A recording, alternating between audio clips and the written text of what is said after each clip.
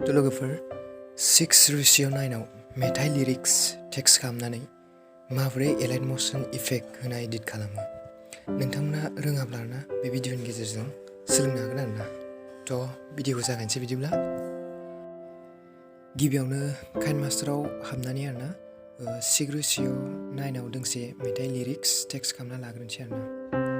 बेबादि टेक्स्ट खालामनायखौ आरोना एलाइट मोशन एपआवबो हायो आरोना बाट होनब्लाबो आं काइनमास्टाराव बानायनाय जाबाय आरोना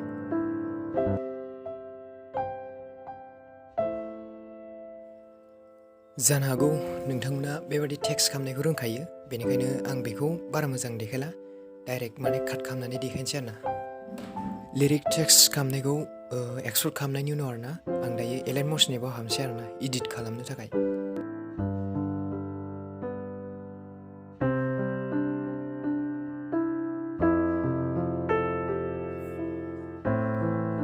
दहायनि एक्सपोर्ट खालामनाय लिरिक्स टेक्स्टखौ आं लानोसै आरोना दा भिडिअखौ ओमफ्राय बिनि सायाव माखासे इफेक्ट होजोबनोसै आरोना थ' नोंथांमोना नायलांबाय थादो आरोना सिगांनि भिडिअआव जाबादि इफेक्ट होदोंना बेबादिनो गासैबो एखेजोब आरोना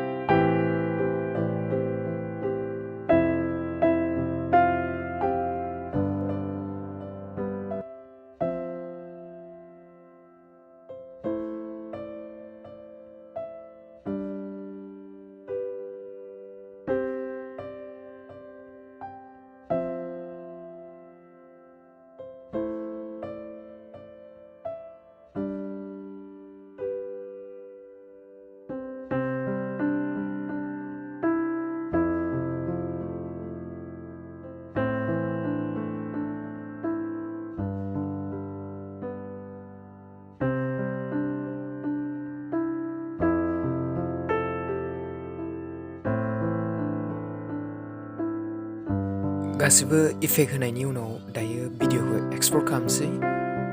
एक्सपर्ट खालामनायनि उनाव लास्टआव आं देखायनोसै आरोना भिडिअखौ माबायदि जादों नोंथांमोना भिडिअखौ नायनानै मोजां मोनदोंब्ला लाइक शेयार कमेन्ट खालामबानो जाबाय आरोना आरो